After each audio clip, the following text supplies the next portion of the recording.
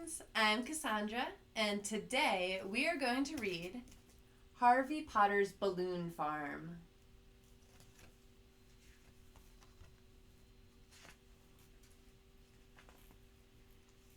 Harvey Potter was a very strange fellow indeed. He was a farmer, but he didn't farm like my daddy did. He farmed a genuine U.S. government-inspected balloon farm. No one knew exactly how he did it. Some folks say that it wasn't real, that it was magic. But I know what I saw, and those were real, actual balloons growing out of the plain old ground.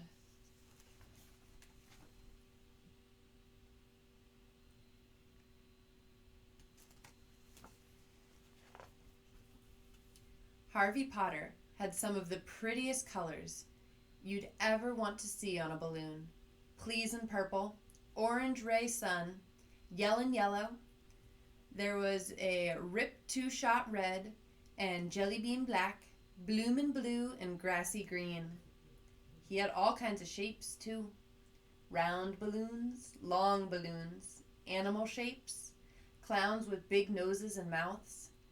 He even grew monster balloons with scary faces and great big sharp teeth in time for Halloween.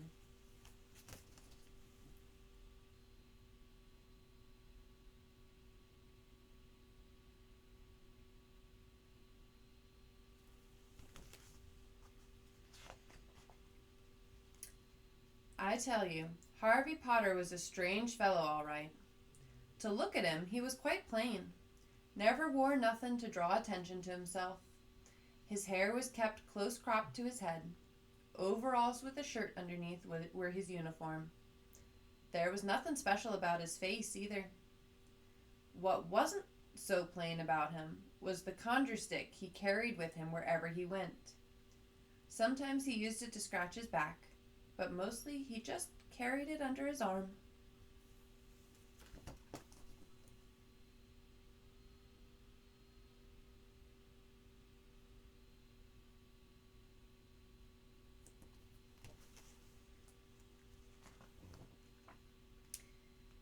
It was Weasel Mayfield who called the government on him. So the government came out to Harvey Potter's balloon farm bright and early one morning. Our whole town turned out for them. And though nobody said what they thought, we all held our breath, hoping we could keep our balloons. We never knowed how to grow nothing but trees. Maple, sycamore, pine, oak, and regular kinds of stuff like corn and okra and tomatoes. But Harvey Potter grew balloons, and no one knew what he used for seed either.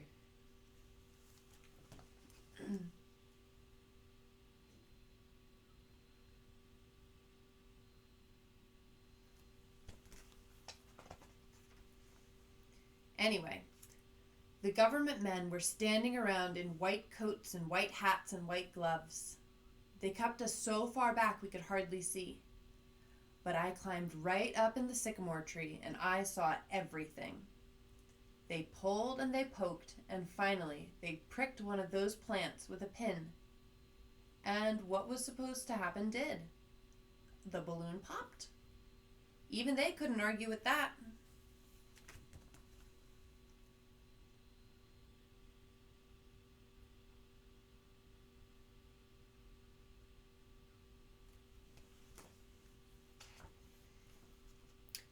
So they gave Harvey Potter the right to grow balloons. He never asked them for it, mind you, but he took it anyway, just to be polite. Let me tell you, it made everybody happy. Well, almost everybody. Weasel was sore.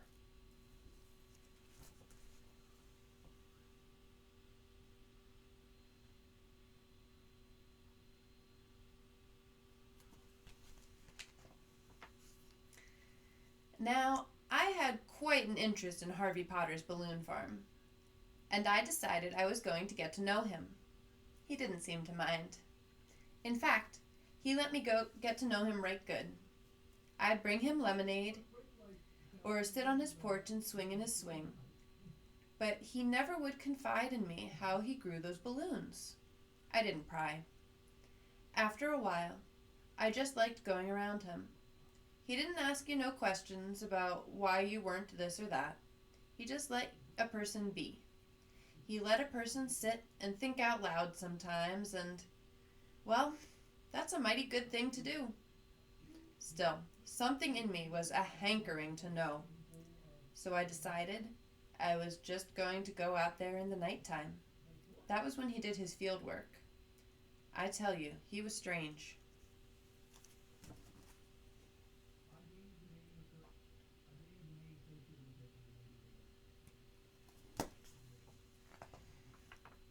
To this day, I am indebted to that old sycamore tree and that big old moon.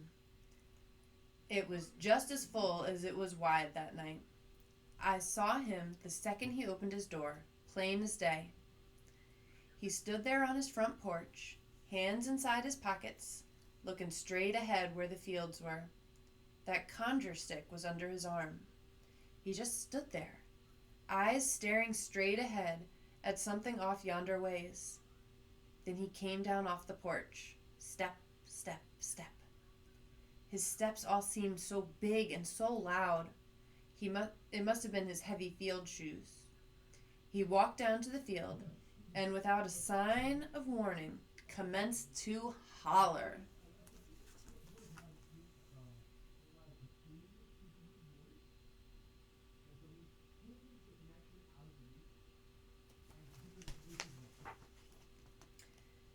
The next thing I knew, he started dancing and prancing with that stick held out in front of him like it was his dancing partner. Then that stick started to glow a nice orangey color and stood up directly on its own. And when it rose up into the air, Harvey Potter rose up right along with it.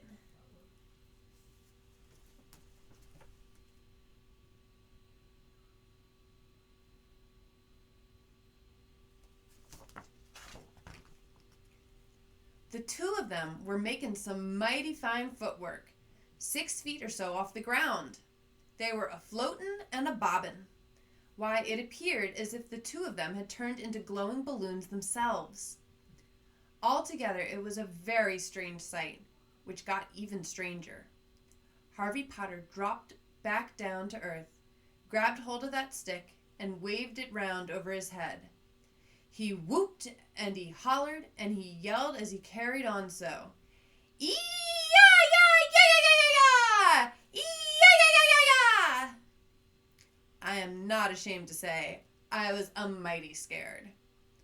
I would have jumped right down and run for home, but my eyes were just plain glued to Harvey Potter. Then Harvey let go of that stick and it started to bounce and float over the field, dropping down here and there in nice neat rows.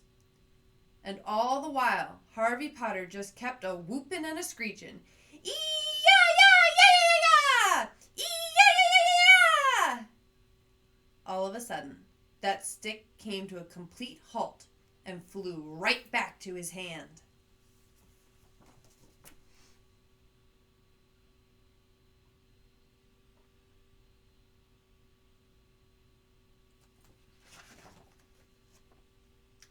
That's when Harvey Potter stopped screeching.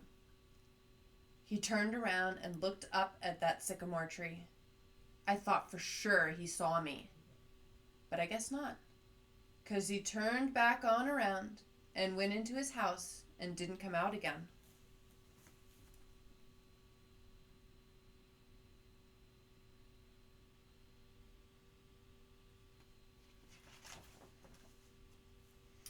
I climbed down and fell off to sleep waiting.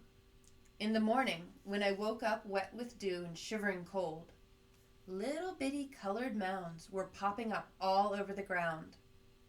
When I ran back after supper time, they had all come up in the glory of that day's sun. I tell you, it was a sight. Harvey Potter saw me out there in his fields admiring his latest crop of balloons. He said I could take as many as I wanted. I took 3, a clown, an elephant, and I couldn't resist the jelly bean black one. I didn't touch the monster ones on account of they were too plain scary.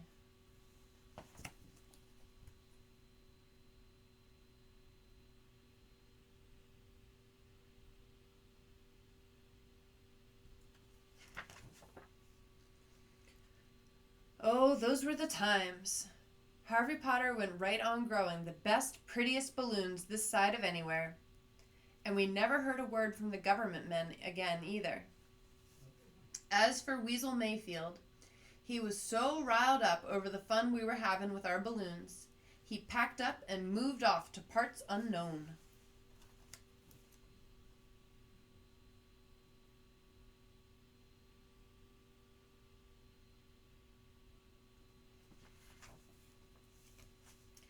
I remember those days well. It was the summer of '59, when I was hankering to leave home myself to find out what the world had to offer. Harvey Potter grew me a balloon that was big enough to carry me off. That's how I landed in this place here. I never did go back home and never did want to. This place here was just right for me.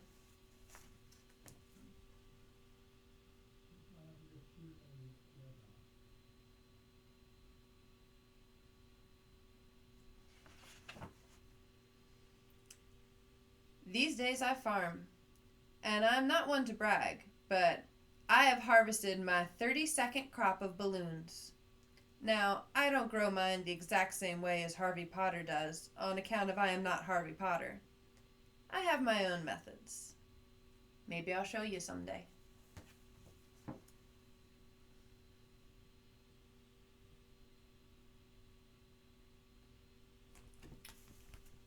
Thanks, friends.